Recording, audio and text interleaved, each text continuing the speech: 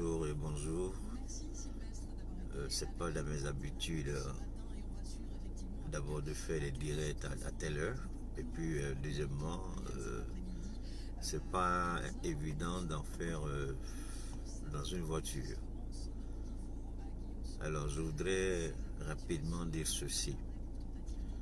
Avant de rentrer véritablement dans le vif du sujet, avant d'élaborer réellement le contenu du sujet, avant d'en parler, je voudrais dire ceci, que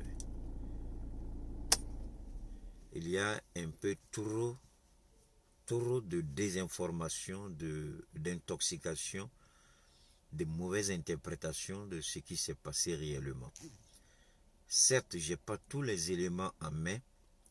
C'est pourquoi jusque-là, vous avez vu que je ne me suis pas manifesté parce que je n'avais pas les éléments en main. Alors, quand vous n'avez pas tous les éléments en main, il ne faut pas s'aventurer à dire des choses qui ne sont pas vraies. J'écoutais tout à l'heure un débat sur RFI. Tantôt on dit qu'on a interdit à l'avion de Guillaume Soro d'atterrir. Tantôt on dit que c'est Guillaume Soro lui-même qui aurait donné l'ordre à son pilote de faire demi-tour. Est-ce que vous comprenez? Là, il y a une confusion totale. Où se trouve la vérité? Mais une chose est certaine.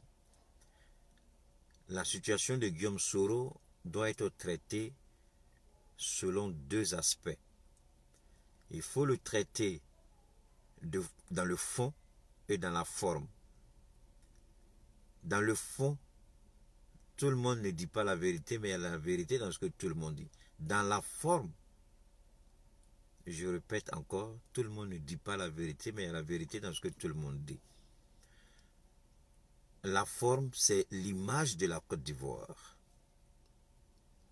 C'est l'image du président. Et ça, j'entends des gens de RHDP dire que si Soro ne se reproche rien, il aurait pu atterrir à Abidjan. Je suis d'accord avec vous. Mais quelle est la réalité? C'est entre Soro et son pilote et la tour de contrôle. Le ministère de l'Intérieur, le ministère de la Justice, la présidence, la primature, le ministère de la Défense. Est-ce que réellement il a été dit au pilote de Soro Guillaume de ne pas atterrir? Si tel est le cas, le débat fallacieux sur RFI, c'est un débat mensonger, biaisé, partisan, inadapté à la situation. Mais si réellement on avait dit à Soro Guillaume qu'à la descente il allait être arrêté et que lui-même aurait refusé d'atterrir à Abidjan, ça c'est notre débat. Mais Soro refuse d'atterrir à Abidjan, est-ce que cela nécessite l'arrestation de tous ses collaborateurs à Abidjan? Parce qu'en fait, il ne faut pas dévier le sujet. Moi, je le dis, quand vous effleurez le sujet, quand vous touchez seulement la surface du sujet, vous n'entrez pas à l'intérieur pour comprendre. C'est-à-dire que vous vous arrêtez dans la rue, vous entendez les gens crier dans une maison, et vous dites que cette maison est en train de tomber. Elle s'écroule, tout est foutu dedans. Mais comment de dehors vous pouvez savoir ce qui se passe à l'intérieur de la maison de quelqu'un si vous n'entrez pas vous-même pour voir ce qui se passe? Voilà la réalité. Donc, parler de cette situation de Guillaume Soro, quand vous n'avez pas toutes les cartes en main, moi je suggère en tout cas en ce qui me concerne, pour ma propre dignité, je ne dirai pas ce que je ne sais pas. Mais cependant, je vais faire une ou deux critiques. La première critique, c'est la forme, la manière dont la chose a été présentée. N'oublions pas que Soro Guillaume est ex-président d'une institution républicaine en Côte d'Ivoire. On ne peut pas courir après Guillaume Soro comme si on courait derrière un va-nu-pied, un vagabond, un voleur, un meurtrier. On ne peut pas traiter Soro Guillaume, qui a été 2 fois Premier ministre de la République de Côte d'Ivoire, président de l'Assemblée nationale, on ne peut pas le traiter comme un vulgaire vagabond. Et là, je suis contre.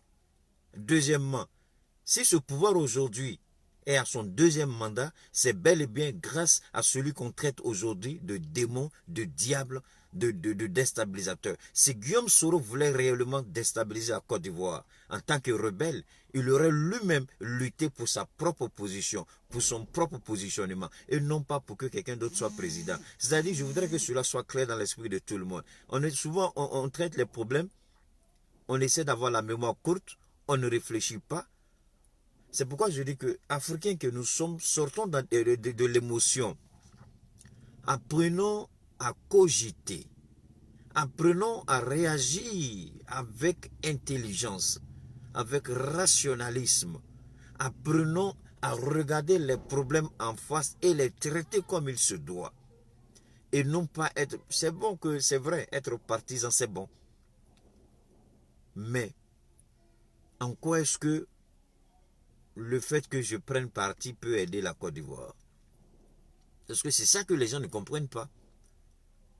C'est la Côte d'Ivoire qui est menacée aujourd'hui. Aujourd'hui, les gens sont en train de focaliser le débat autour de Guillaume Soro. Ce n'est pas autour de Guillaume Soro.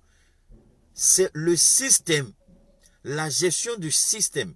Le système qui est en place, qui est en train de détruire la Côte d'Ivoire. Guillaume Soro, dans un premier temps, on dit si c'est le... Mais Guillaume Soro n'est pas une personnalité ordinaire. Guillaume Soro est président, s'il vous plaît, d'une institution.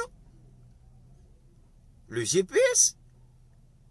En plus, Guillaume Soro, il a encore, jusqu'à preuve du contraire, l'immunité parlementaire.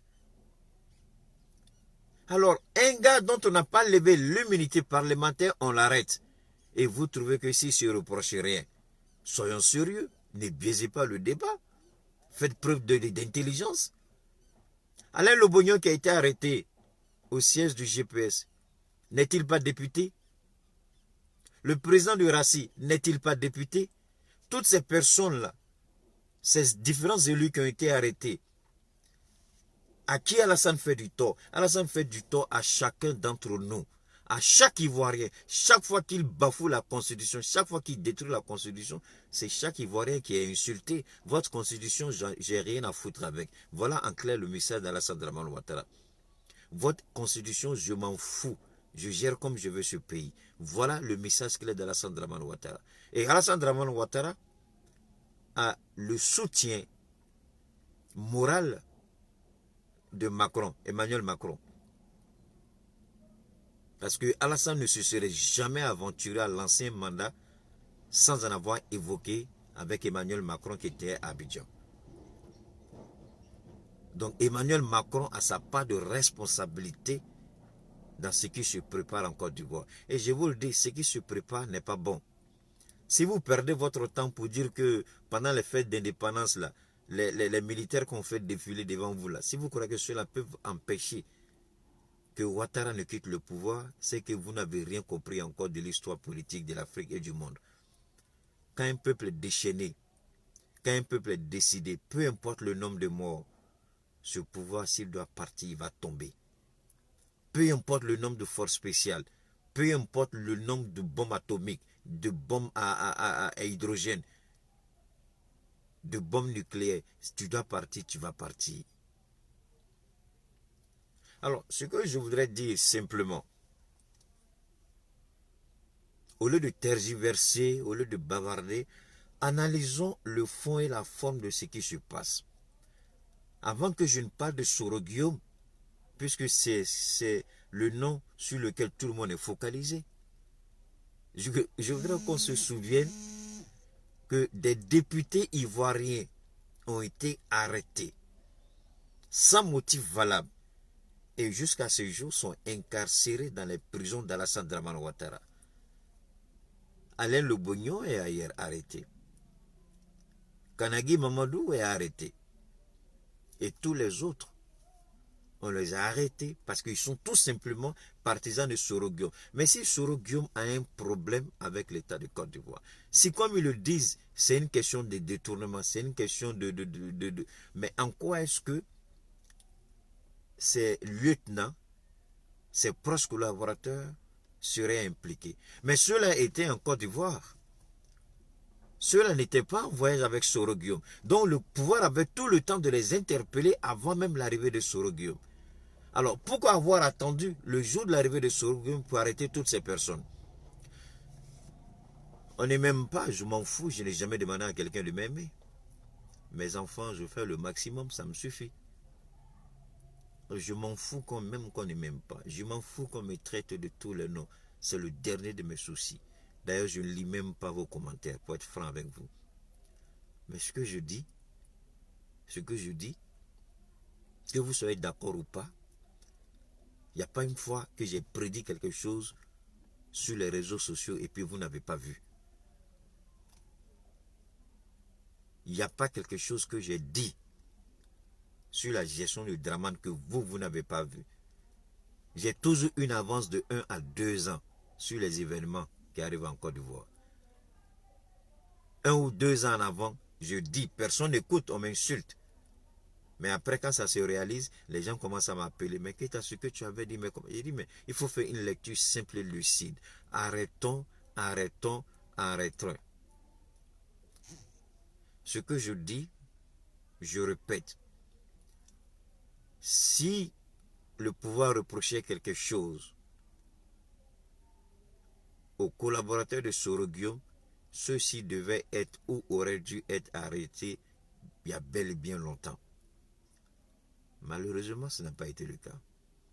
On a attendu justement qu'on interdise à Soro de rentrer en Côte d'Ivoire et on se met à arrêter ses collaborateurs. Alors, si ce n'est pas politique, qu'on veut me faire parler de justice, de quelle justice on parle? Soro a détourné de l'argent. Demandez à Alassane Dramane Ouattara. Kaba Niale, quand elle était ministre déléguée des Finances, qu'est-ce qu'elle a fait? Elle n'a pas cassé tous les contrats qui ont été obtenus en appel d'offres pendant la gestion de Laurent Gbagbo, pour ensuite les réattribuer de gré à gré. À la fille d'Alassane Dramane Ouattara, Catherine. Est-ce que ce n'a pas été le cas? Au port d'Abidjan, le port existe. Et tout le monde sait ce qui s'est passé avec ce contrat. Le contrat qu'on appelle du laser X qui devait être installé au port. Je crois que c'est une société belge qui avait ce contrat-là, en appel d'offres. Mais qu'est-ce que Kaba Niale a fait? Elle a cassé le contrat. Et elle a donné à la fille d'Alassane Dramane Ouattara. Ce n'est pas la corruption. On parle de blanchiment d'argent. Ça, c'est un. Deuxièmement, la réflexion de toutes les institutions, à part une ou deux, à qui tout le contrat a été confié au beau-frère d'Alassane Dramane Ouattara, c'est-à-dire le frère de Dominique Ouattara, qui a la main sur le cacao de Côte d'Ivoire. C'est la famille Ouattara à travers son épouse.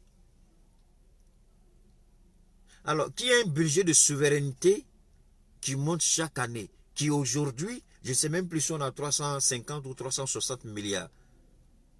C'est Alassane Dramane Ouattara. Donc, ils nous disent, chaque année, qu'est-ce qu'il fait des 344 milliards qu'on lui donne ou des 350 milliards qu'on lui donne chaque année?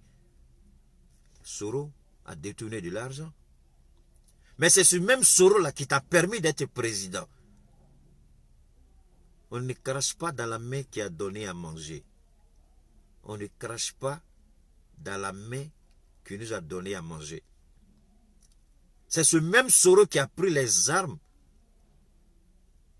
pour dire qu'il faut qu'il y ait une certaine stabilité politique en Côte d'Ivoire, une véritable démocratie. C'est ce même Soro qui a dit « Je ne suis pas intéressé par le pouvoir ». C'est le même Soro qui a insisté pour que le mandat d'arrêt de Ouattara soit... D'abord, c'est Gbagbo Laurent qui a fait lever le mandat d'arrêt pour que Ouattara vienne participer à la conférence nationale. Et il dit en ce qui concerne l'éligibilité d'Alassane Dramane Ouattara, cela n'est pas de son ressort. Ce qu'il peut faire en tant que président, c'est le faire. Le reste, c'est la justice qui s'en sert.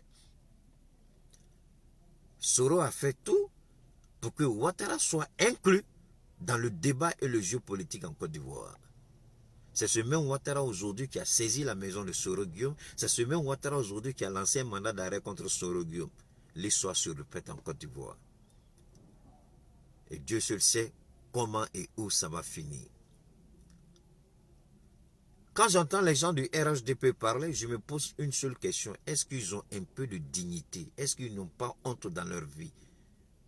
Qu'est-ce qu'ils ont à la place de la matière grise? Est-ce qu'ils réfléchissent? Parce que vous savez, il y a plusieurs façons de réaction ou de réfléchir. Il y a la réaction animale, la réaction instinctive. Est-ce que vous voyez? Donc, on réagit par émotion. Mais la réaction la plus adaptée, c'est l'intelligence, le rationalisme, le pragmatisme, la compréhension, l'impartialité, la recherche de la vérité. C'est pourquoi j'insiste et je persiste. Si on dit que Soro a fait ceci ou Soro a fait cela, le timing, je dis bien, le timing a été mal choisi. On pouvait laisser Soro rentrer paisiblement en Côte d'Ivoire, respecter l'institution et l'État de Côte d'Ivoire comme des personnes civilisées.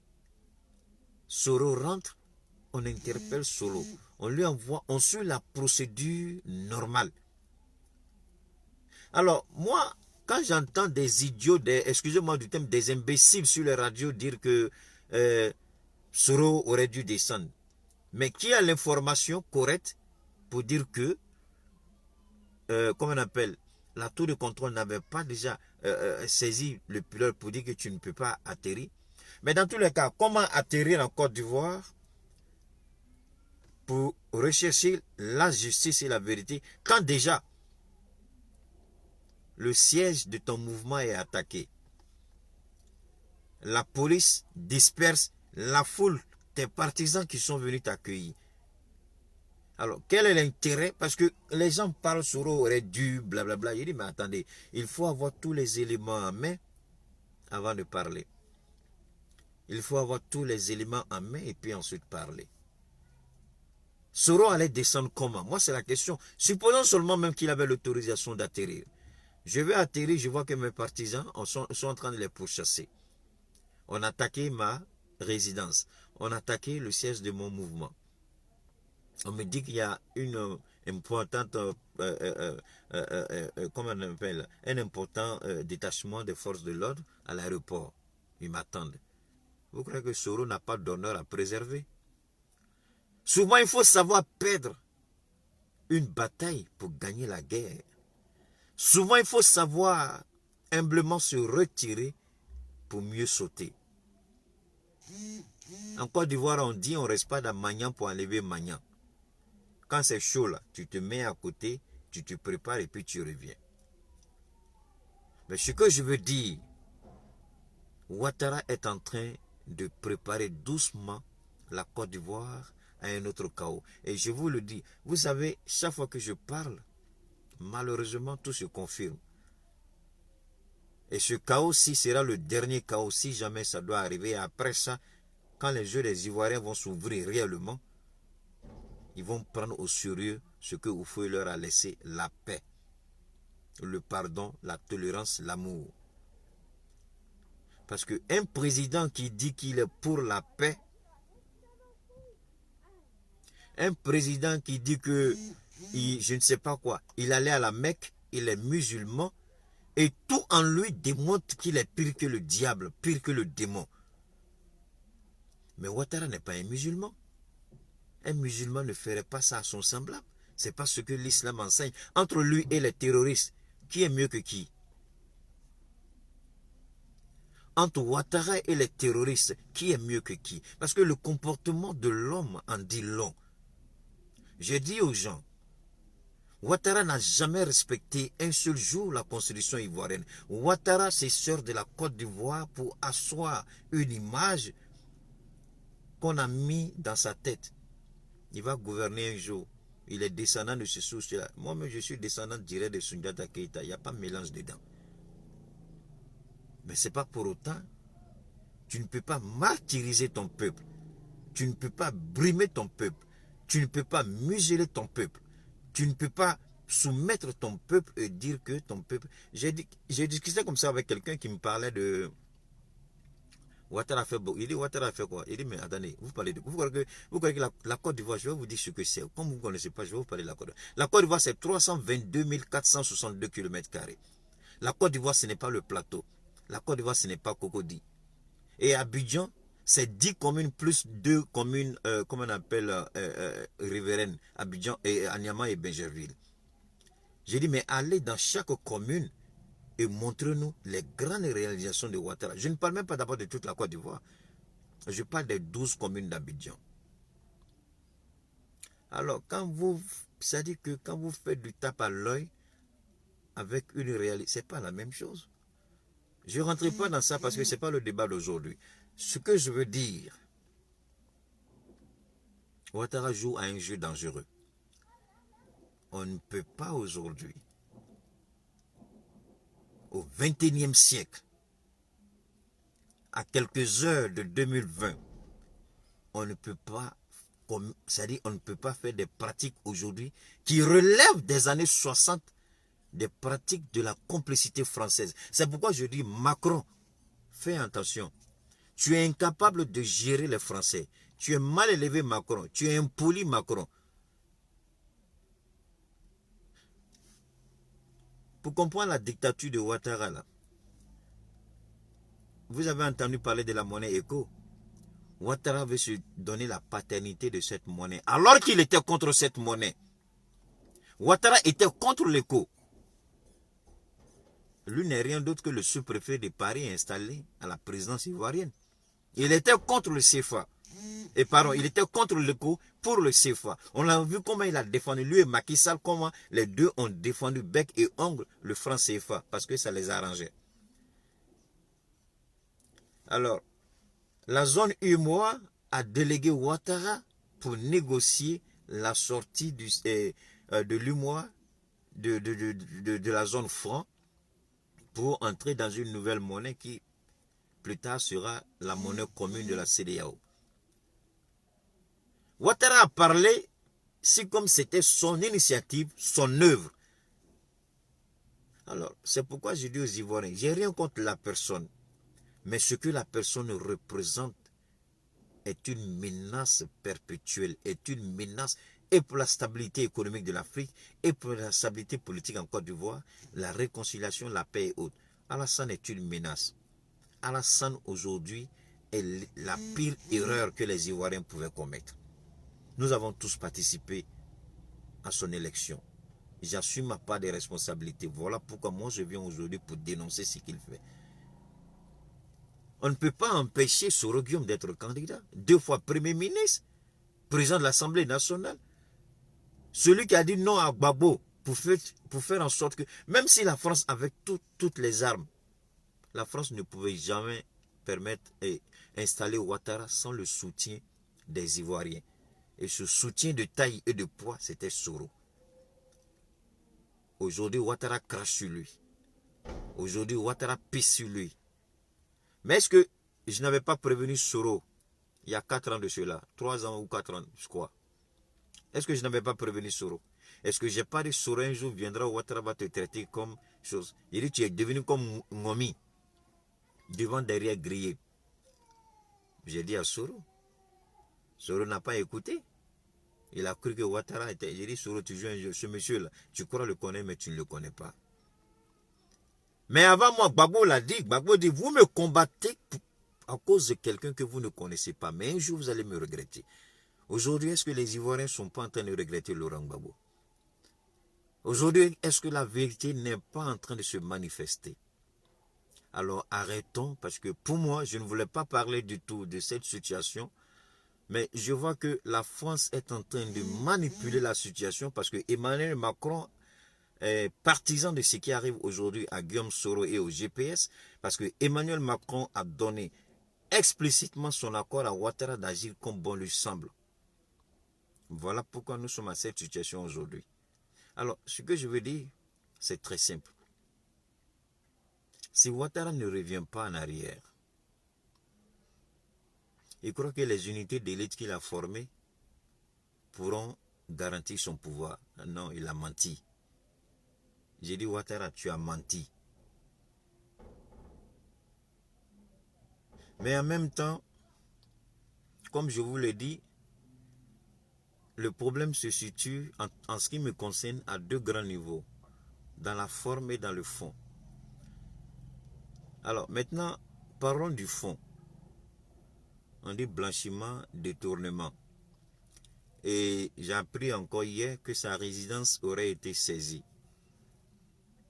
Alors, il y a un document qui circule pour dire que la résidence a été achetée à 1,5 milliard du temps où Gbagbo était président et que cette résidence devait servir de résidence du Premier ministre. Mais je ris et la question que je vais poser, est-ce que c'est par Gbagbo que la fonction de primature a commencé? Donc avant Gbagbo, il n'y avait pas de résidence officielle d'un Premier ministre. Soyons sérieux. Après Oufoué, Bédi était présent, non?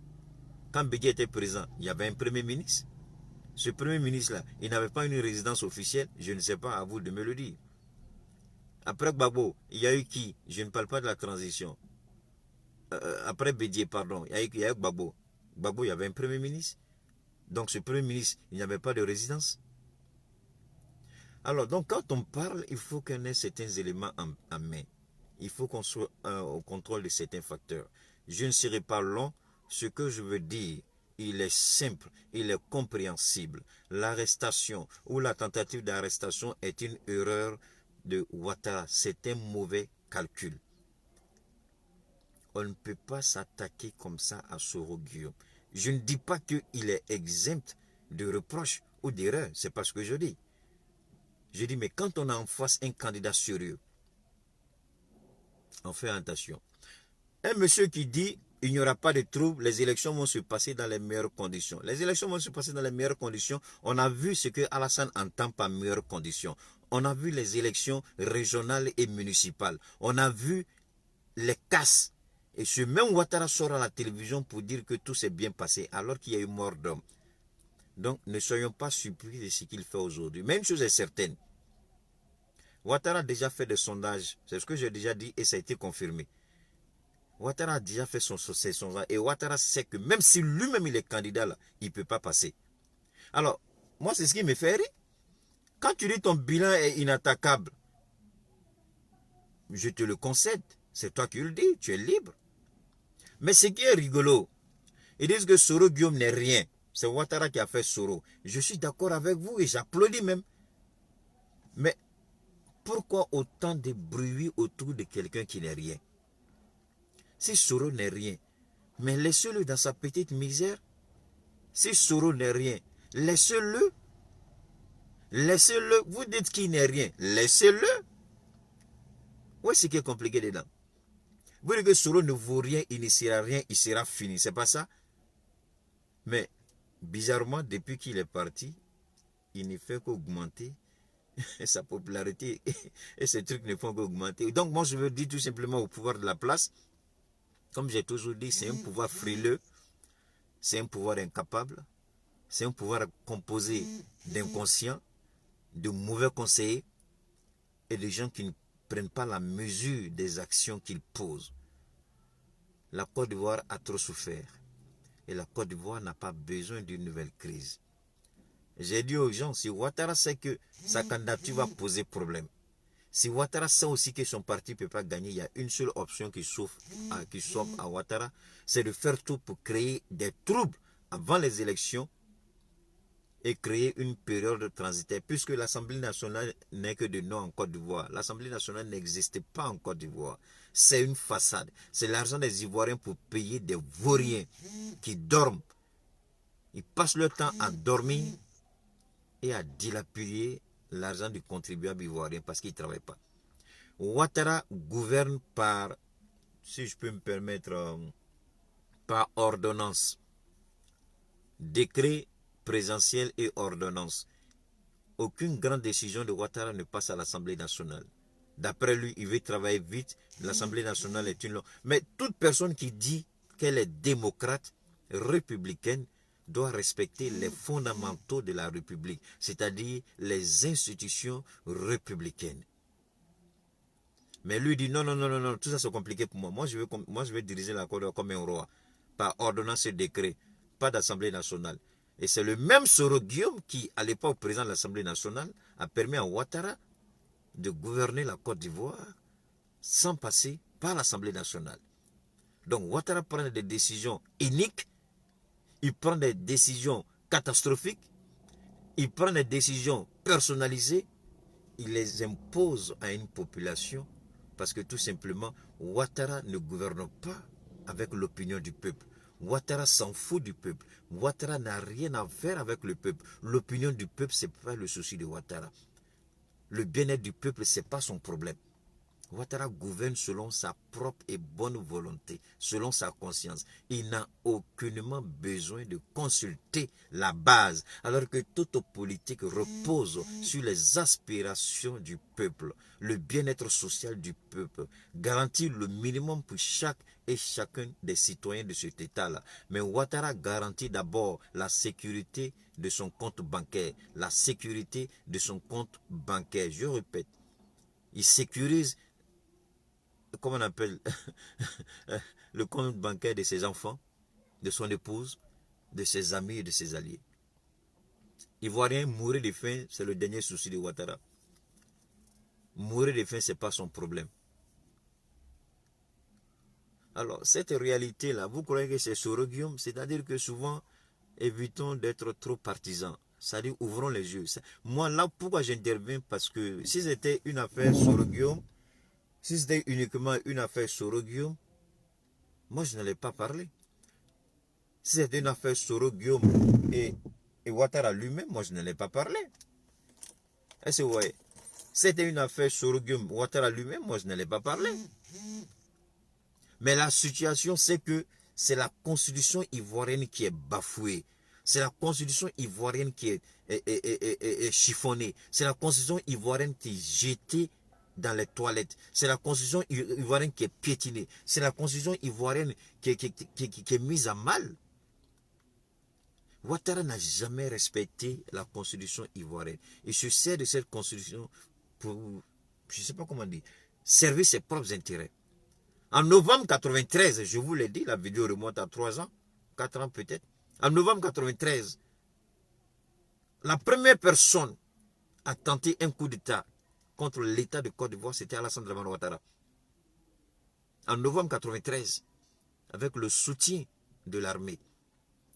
Rappelez-vous ce jour où il avait envoyé un détachement militaire d'Akodo pour encercler la RTI. Il a fallu l'intervention de la gendarmerie d'Agban pour que Bédié puisse avoir accès aux locaux de la télévision ivoirienne. Alors, quand on me dit que Soro veut déstabiliser l'État de Côte d'Ivoire, alors que la première personne à avoir tenté de déstabiliser, avec preuve à l'appui, l'État de Côte d'Ivoire, puisque les témoins existent, à l'exception de Philippe Grégoire Yassé, paix à son âme qui n'est plus de ce monde, le PDCI existe, Dona Fologo existe, Mamadou Koulibaly existe, Laurent Gbagbo existe, ils sont tous vivants, ce sont des témoins oculaires de ce qui s'est passé. Novembre 1993, Ouattara a tenté un coup d'État contre l'État de Côte d'Ivoire. Juste parce qu'il savait qu'Oufoué allait mourir. Avant la mort d'Oufoué. Après la mort d'Oufoué, il a voulu s'accaparer du pouvoir. Alors, c'est ce monsieur qui va nous parler aujourd'hui. Celui qui a dit dans la presse internationale, je vais frapper ce régime et ce régime va tomber. Un régime moribond. Aujourd'hui, il emprisonne les gens quand on dit que son régime est moribond. Lui-même, il a traité le régime du PDCI RDA, régime moribond. Mais on va où là? Soyons sérieux. Alors, même si le peuple de Côte d'Ivoire ne réagit pas, Dieu lui-même, il va réagir. Mais comme le temps de Dieu n'est pas le temps de l'homme, on ne peut pas courir après Dieu. Laissons Dieu, le temps à Dieu de faire ce qu'il a à faire au moment opportun. Je suis sûr d'une chose, Dieu n'abandonnera pas la Côte d'Ivoire entre les mains de ce Satan tyrannique président. Celui pour la première fois qui a voulu déstabiliser ce pays, c'est Ouattara. Et il l'a dit ouvertement. Je vais frapper ce régime. Quelque temps après, le régime a été frappé et chassé du pouvoir. On s'en souvient. Le même IBP à son âme était l'instigateur. Et IB était le chef, l'aide de camp d'Alassane Ouattara. Alors, revenons à la rébellion du 19 septembre 2002. Gbagbo qui l'a fait envoyer à La Haye, c'est Gbagbo qui a levé le mandat d'arrêt international qui était émis contre lui. Il dit, moi, mon travail s'arrête là. Le reste, c'est du côté de la justice. Il peut être candidat, ce n'est pas mon Gbagbo qui va décider qu'il soit candidat. Et Ouattara n'a jamais pardonné ça à Gbagbo. C'est ce qui explique aujourd'hui la présence de Laurent Gbagbo à La Haye. Le fond du problème, il est là. Mais le même Ouattara, avant d'arriver à l'élection de Gbagbo, quand Gbagbo et feu général Gueye, enfin quand Gueye a voulu s'accrocher au pouvoir, et que Gbagbo est sorti sur les antennes de RFI pour dire que c'est moi votre nouveau président. Dans cette cacophonie, on ne savait plus où on était. Gueye déclare qu'il est candidat, Gbagbo dit qu'il est gagnant, Gbagbo dit qu'il est gagnant. Dans cette cacophonie, Ouattara demande aux Ivoiriens, il dit le pouvoir est dans la rue, descendez. Parce qu'il voulait être candidat. Il a l'obsession du pouvoir, une obsession maladive qui s'est transformée en une sorte de cancer qui le ronge, qui le détruit sans que lui-même il ne s'en perçoive. Il a demandé aux gens de sortir. Et vous êtes très bien témoin de ce qui s'est passé en 2000. Sur les deux ponts, Oufo et De Gaulle, il y a des corps qui jusqu'à aujourd'hui n'ont pas été retrouvés. Dieu seul peut dire combien de personnes sont mortes ce jour. Parce que Ouattara a demandé aux gens de sortir. Et lui, Ouattara, il n'a aucun problème. Ça, c'est un deuxième. Troisième élément, il a été identifié et nommé comme étant celui qui finance, qui entretient la rébellion. Troisième point. Et quatrième élément, c'est celui qui n'a pas hésité à enjamber 3000 morts pour aller s'asseoir dans un fauteuil présidentiel. Cinquièmement, il n'a jamais voulu de la réconciliation nationale parce que c'est dans la division qu'il peut mieux régner. Sixièmement, il n'y a pas plus menteur entre les chefs d'État que Ouattara. Ouattara est convaincu que le mensonge qui sort de sa bouche est une vérité universelle. Ouattara se surprend en train de mentir. Il sait qu'il ment, mais il se convainc lui-même que son mensonge est vérité. Et ça, c'est pas bon. C'est pas bon. Je vais terminer en disant ceci. S'il reproche quelque chose à Guillaume Soro, il y a une procédure à suivre. C'est très simple. Qu'il suive la procédure définie par la Constitution et non par un bras de fer. Et puis je vais dire au procureur Adou Richard,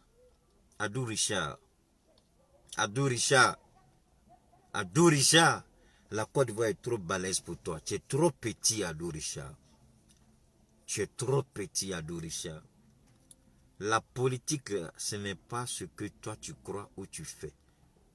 Adou Richard, tu seras manipulé et puis jeté dans les oubliettes. Adou Richard, tu t'amuses à un jeu dangereux. Adou Richard, tu touches à des dossiers où tu vas laisser ta plume. Je n'ai jamais vu un procureur aussi lamentable, aussi incompétent, aussi irresponsable qu'Adou Richard. Mais je suis sûr qu'Adou Richard a toujours préparé sa valise. Parce qu'il sait que si ce régime-là tombe là, lui, il est déjà parti. Parce que si les Ivoiriens mettent la main sur Adou Richard, il va regretter. Mais quel est le rôle d'un procureur qui ne peut pas défendre la Constitution? Quel est le rôle d'un procureur qui ne peut pas défendre l'intérêt du peuple? Quel est le rôle d'un procureur qui ne peut pas regarder un pouvoir qui donne des ordres anticonstitutionnels et dire non, je ne peux pas? Pourquoi nous avons perdu notre dignité? Pourquoi sommes-nous devenus des esclaves? Des esclaves volontaires. Adou Richard est la honte personnifiée de l'image même de l'institution judiciaire en Côte d'Ivoire. Adou Richard est la déception de ses pairs. Adou Richard est la malédiction de la justice ivoirienne. Adou Richard n'aurait même pas dû naître même, à pas plus forte raison de dire être procureur. Mais vous savez qu'Adou Richard, c'est le cousin direct de la femme d'Ahmed Bakayoko. Vous le savez? Vous le savez? Adou Richard est le cousin direct de la femme Yolande de Ahmed Bakayoko. Donc on lui donne les ordres, il les applique. Lui ne cherche pas à savoir. Il ne recherche pas la vérité. Il veut tout simplement agir pour faire honneur à son patron. Mais Adou Richard, ton patron que tu crois qu'il est imbattable, En tout cas, faites tout, serrez bien votre gris-gris là. Parce que si ce pouvoir-là, vous le perdez en 2020, tout le monde va rendre compte. Ce ne sera pas la chasse aux sorciers, mais chacun va rendre compte devant une juridiction compétente, impartiale. Si vous ne vous reprochez rien, vous êtes libre. Mais si vous êtes impliqué d'une manière ou d'une autre, vous allez devoir vous expliquer. Parce que chaque action a une conséquence. La nature a horreur du vide. Chaque action a une conséquence. C'est ce qu'on appelle en philosophie le principe de la causalité. De cause à effet. Tu produis quelque chose, tu vas voir les effets. Tu commets un acte, tu vas voir les conséquences. Donc, on ne peut pas indéfiniment croire qu'on peut commettre des actes et puis être au-dessus de la loi. Adou Richard, tu es le procureur, mais tu n'es pas au-dessus de la loi. Tu n'es pas au-dessus de la loi. Alors, je dis aux Ivoiriens pour terminer. 1. Alassane ne veut pas aller aux élections, donc il fera tout pour créer le trouble en Côte d'Ivoire, pour éviter d'aller aux élections parce qu'il sait qu'il ne peut pas gagner. 2. Alassane refuse la réforme de la commission électorale indépendante parce qu'il sait qu'une commission électorale indépendante est gage d'une stabilité certaine. Et c'est l'assurance indiscutable de son échec. Parce que s'il y a une bonne CEI qui organise correctement les élections, le RHDP ne peut jamais gagner. Jamais. Je vous le dis aujourd'hui, faites des recherches. Informez-vous, cherchez à comprendre ce que j'ai dit. Informez-vous, le RHDP a déjà fait des sondages internes et quelqu'un m'a donné la confirmation ce matin. Ouattara lui-même, devant Soro, est perdant. Donc, ce n'est pas Gon Coulibaly le moribond, même si c'est le mari de ma grande soeur. Ce n'est pas un moribond comme lui. Bon alors, la politique c'est ça. Mais ce qui me fait rire chez Ouattara, il a oublié. Où est Houphouët-Boigny aujourd'hui? Il n'est plus là. Où sont les grands de ce monde aujourd'hui? Ils sont tous partis. Alors quand on sait qu'on va partir comme ça un jour ou l'autre, pourquoi ne pas laisser une image positive? Pourquoi ne pas laisser une bonne impression? Pourquoi ne pas laisser un héritage historique? Mais qu'est-ce que l'histoire retiendra? Ça dit, moi, c'est ce qui me tue. Ça dit, qu'est-ce que l'histoire retiendra de ce monsieur? Qu'est-ce que la Côte d'Ivoire retiendra de ce monsieur? Qu'est-ce que les enfants qui vont naître retiendront de ce monsieur? Il ne se soucie pas de ça. Il a été le président le plus minable, celui qui a endetté la Côte d'Ivoire, celui qui crée le chaos, le désordre. Gbagbo a eu trop tôt raison de dire que Ouattara est une menace pour la Côte d'Ivoire. Les gens ont-ils raison de dire que Ouattara n'est pas un Ivoirien? Je ne sais pas, parce que quand on aime son pays, il y a des choses qu'on ne peut pas faire. Je ne vais pas revenir sur ce que j'ai dit. Pour moi, ce n'est pas une question de Soro-Guillaume. Pour moi, c'est une question de principe fondamental. Le respect de la Constitution. Soro, jusqu'à preuve du contraire, est toujours député. Donc, il a, si je peux me permettre, Soro a toujours l'immunité parlementaire. Donc, aucune arrestation ne s'applique à Soro en tant que député de Ferki. Ça, c'est un. Le Bognon, identique. Kanagi Mamadou, c'est la même chose. Alors, tous les députés qui ont été arrêtés la dernière fois, soyons sérieux quand même, c'est des gens qui jouissent de l'immunité parlementaire. Alors, quand tu es au RHDP, tu fais tout ce que tu veux, tu insultes qui tu veux, on ne te fera jamais rien, tu ne seras jamais inquiété. Mais une fois que tu es contre le RHDP, tu deviens l'ennemi juré de la justice et du pouvoir. Mais ce que je ne comprends pas, pourquoi les gens sont si méchants? Pourquoi ils sont si méchants? Quand ils étaient dans l'opposition, ce qu'ils décriaient, ce qu'ils dénonçaient, ils sont en train de faire pire que ça. Et vous croyez que Dieu va rester les mains croisées? Vous ne croyez pas à une intervention divine? Mais vous ne comprenez pas. Tout ce que j'ai dit jusqu'à ce jour s'est concrétisé. Il y a une dernière chose que je vais dire et je prie que Dieu, que cela ne se concrétise pas. Je vous ai toujours dit que la Côte d'Ivoire était une bombe à retardement. Voilà un élément qui atteste ce que j'ai dit. Cette situation est Guillaume Soro, ça c'est un. Deuxièmement, Vous n'avez aucune idée des ex-rebelles démobilisés qui n'ont pas trouvé d'insertion. Est-ce que vous avez une idée du nombre de personnes? Ce sont, si je ne m'abuse, près de 3000 ou même plus même. Ça, c'est un facteur qui devrait inquiéter Ouattara. Mais il croit que les forces spéciales qu'il a là peuvent maîtriser la situation. Troisième élément, la Côte d'Ivoire est un dépôt d'armes éparpillé. À la fin de la crise post-électorale, 300 tonnes d'armes ont été achetées en Biélorussie, transitées par le Burkina, entrées à Bouaké et dispatchées dans les différentes régions militaires. Le pouvoir n'a aucune idée de là où se trouvent ces armes. La seule chose qu'ils ont pu trouver jusqu'à ce jour, ce sont les 6 tonnes d'armes qu'ils ont trouvées chez Soul à l'époque à Bouaké. Ok, maintenant ça reste 294 tonnes d'armes. Où sont ces armes-là?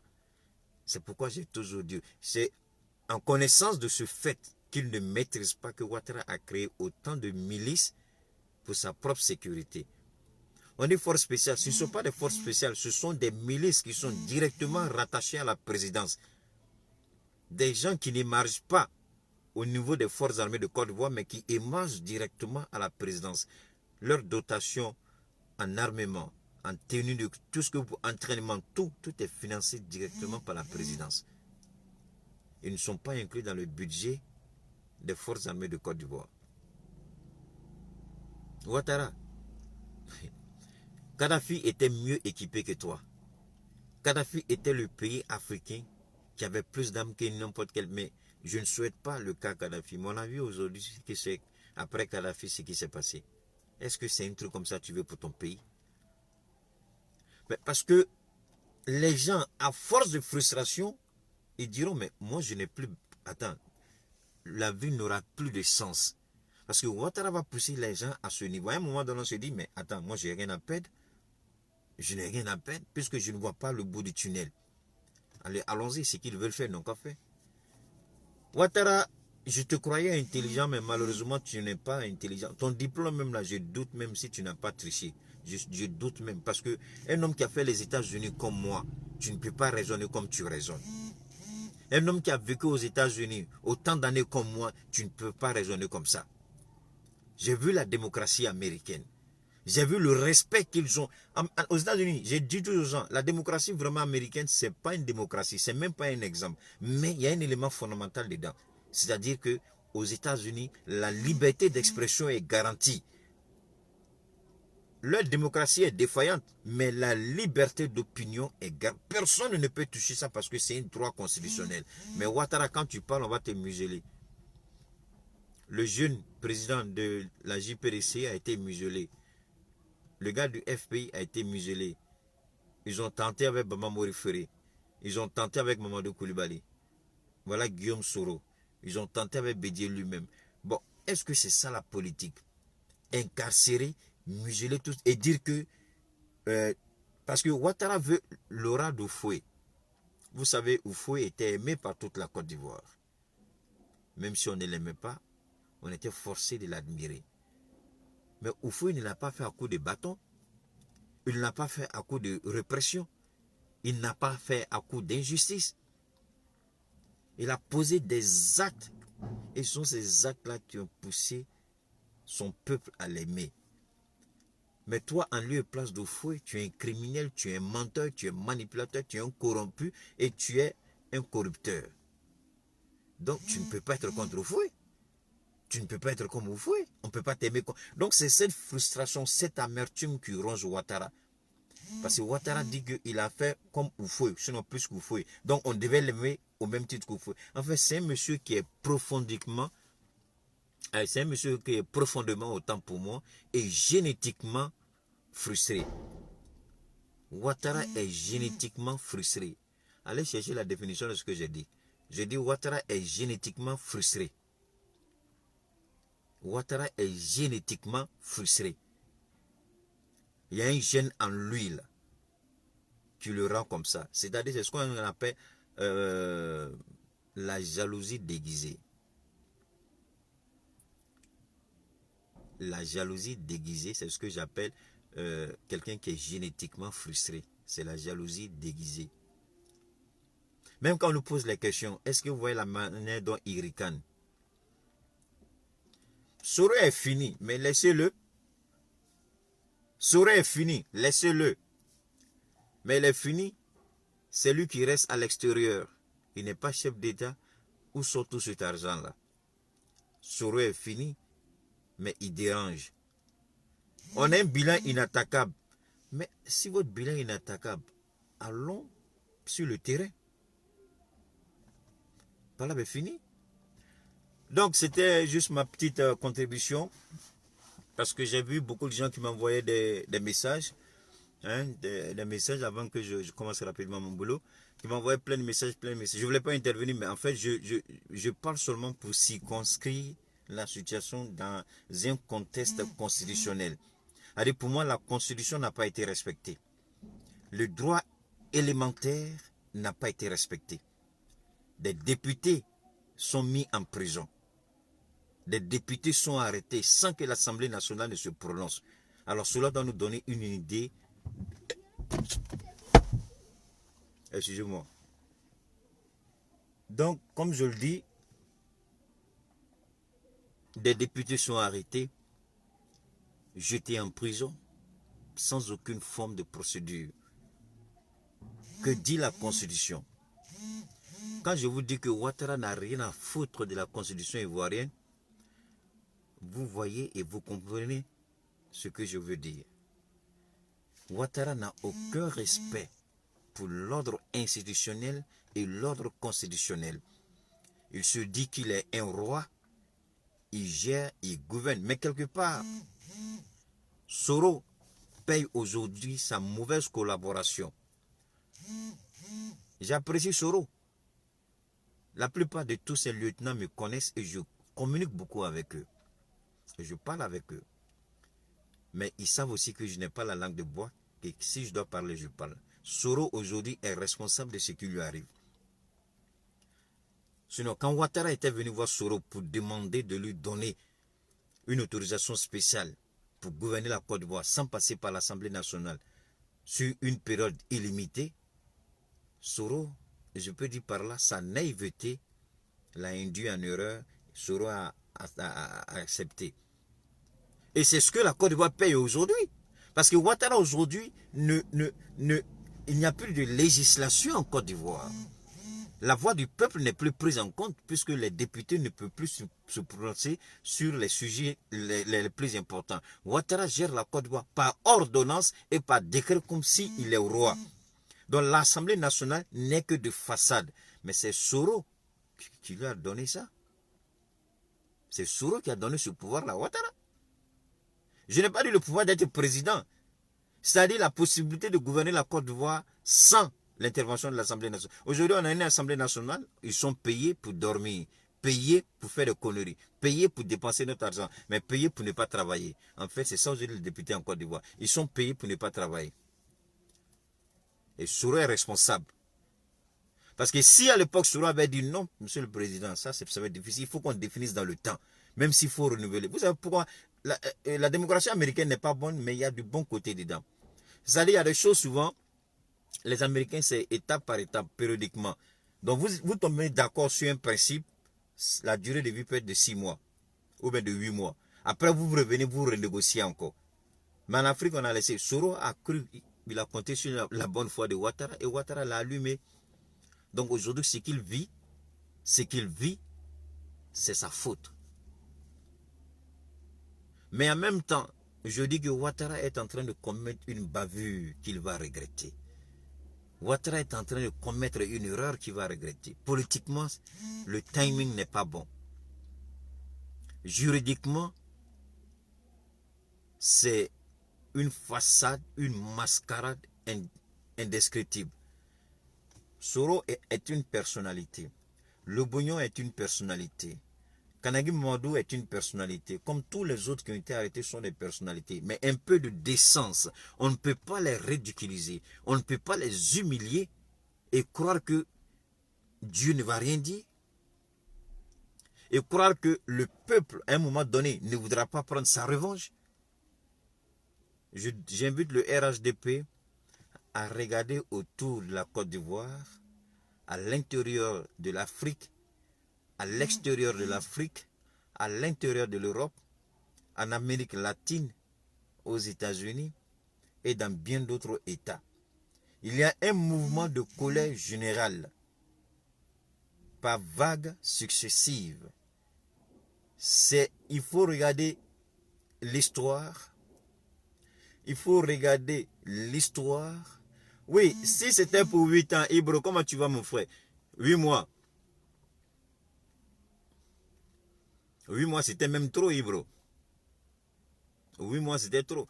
Quoi qu'il en soit, juste comme je suis à la fin de mon intervention, c'est-à-dire que il faut faire en sorte que ces choses-là s'arrêtent. Mais je crois que Ouattara a des très mauvais conseillers, il a des très mauvais ministres, il a des gens qui ne sont pas à la hauteur. Parce que il faut faire une lecture aujourd'hui politique de l'actualité du monde. Que se passe-t-il dans le monde? La Côte d'Ivoire ne sera jamais une exception en matière de soulèvement ou en matière de revendication de meilleures conditions de vie sociale. Les Ivoiriens peuvent encaisser, mais à un moment donné, les Ivoiriens diront merde. Et si Ouattara veut s'entêter d'une manière ou d'une autre pour imposer quelque chose aux Ivoiriens, je suis désolé, mais je crois qu'à un moment donné, les Ivoiriens diront non. Trop, c'est trop. We gotta stop this. Ouattara, arrête ça. Respecte un peu les institutions que tu prétends garantir.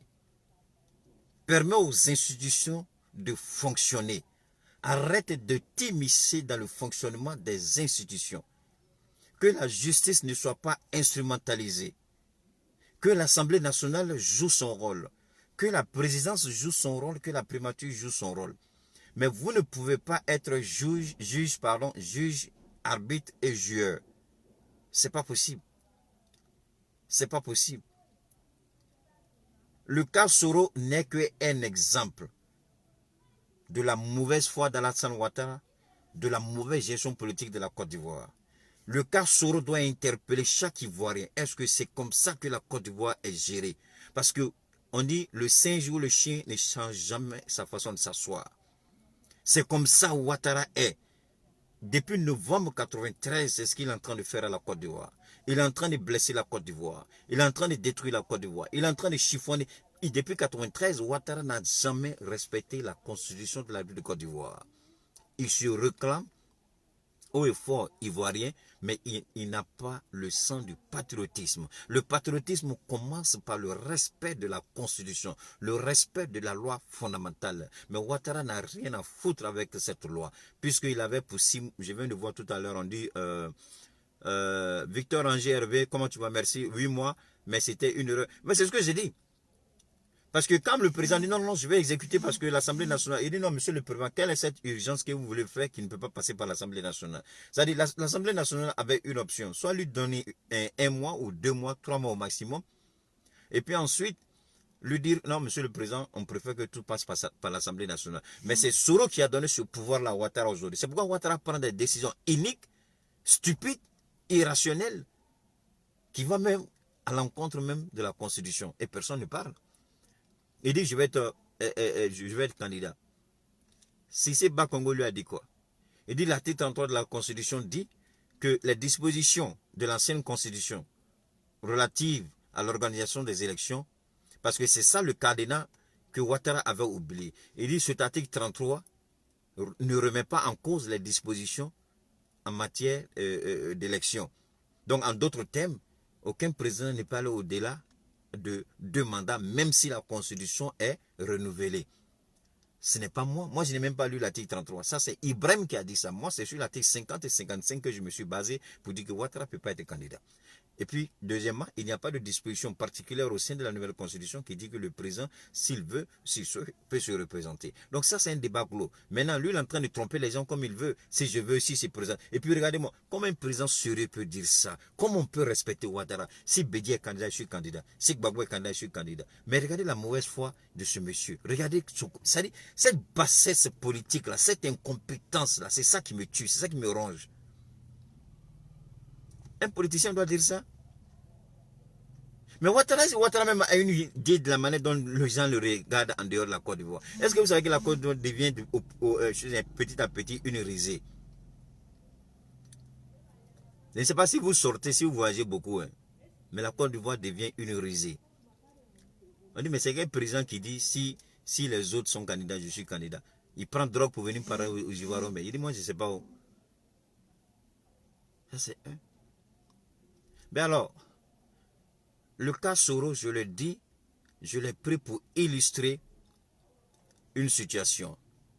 Depuis novembre 1993, Ouattara a commencé à violer la constitution. Il a tenté un coup d'État en Côte d'Ivoire en 1993, il a échoué. Il a tenté un autre coup d'État en 1999, il a échoué. Il a tenté un autre coup d'État en 2002, il a échoué. Et c'est en 2010, après plus de 3000 morts, qu'il accède au pouvoir. Alors, une personne pareille, vous lui faites confiance, cela n'engage que vous. Moi, en ce qui me concerne, je ne crois pas à Ouattara et je prie pour la Côte d'Ivoire parce que le pire reste à venir. Nous avons 294 tonnes d'armes encore dissimulées en Côte d'Ivoire. Des anciens rebelles, des ex-combattants très remontés contre ce pouvoir. Une population très remontée. Des anciens militaires en exil. Donc la politique de Ouattara aurait dû être une politique d'assouplissement. Vraiment faite d'humilité. Et puis, il devait être beaucoup ouvert au dialogue. Mais c'est un monsieur qui a une haine viscérale, une haine génétique, une haine inexplicable contre le dialogue, le compromis.